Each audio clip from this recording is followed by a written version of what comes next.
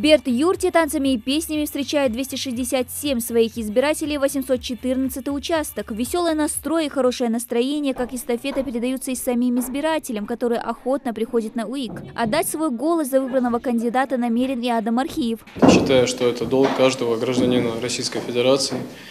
Верю, что по истечению этих выборов будет итог, будет польза для всех нас, для Республики Ингушетия. Также хотелось, чтобы наши кандидаты, соответственно, после выборов решали наши все проблемы, в частности, в сельском поселении Берд-юрт. Но хотелось бы, чтобы решили проблему с водоснабжением, с энергоснабжением, а также с освещением. На этом участке у нас выборы всегда проходят активно, очень активные здесь местные жители. Мы надеемся, что у нас будет 100%. Так у нас бывает каждый раз.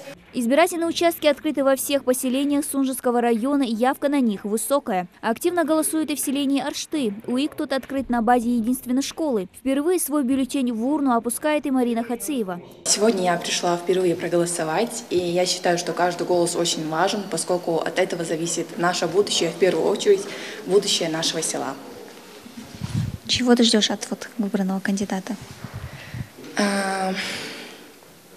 Расцвета нашего села.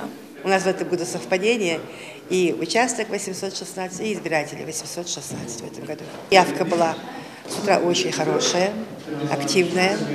Люди идут, потихонечку голосуют.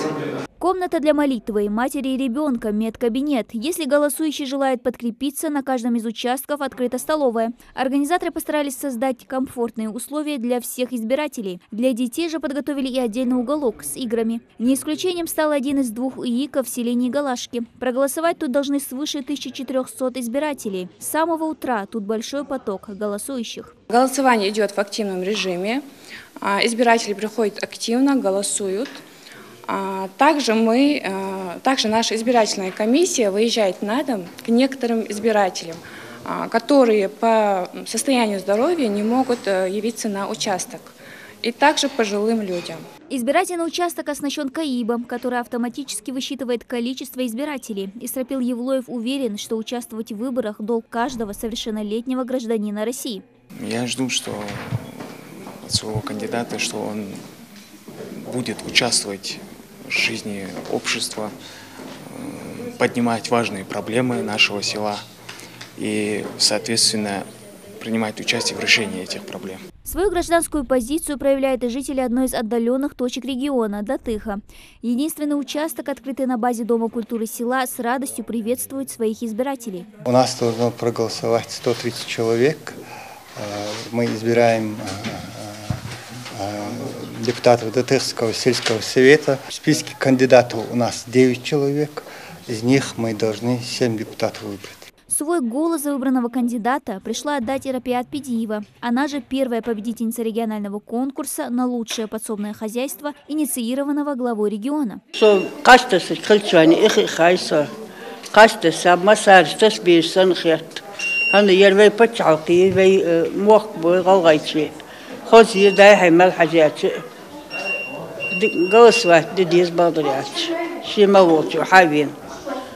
Хазар дикхлвис, чаквалвис, хошим вахлори беш, туа беш, вах латхабеш.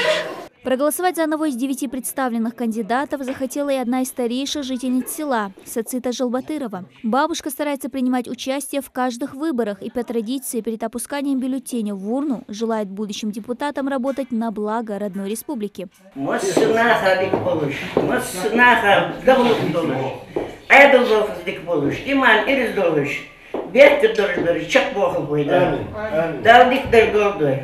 Дал сигелбер баля гордой, электро зум гордой, дал хаяр хаяр, дал борца болбой, бисмиллахир-рахманир-рахим, дело болбой. На всех участках также приняты все необходимые меры для общественной безопасности. Все УИКи оборудованы металлодетекторами. На страже порядка сотрудники правоохранительных органов. Итоги выборов подведут чуть позже. Дана Плиева, Акрамат Дасхоев. Новости 24.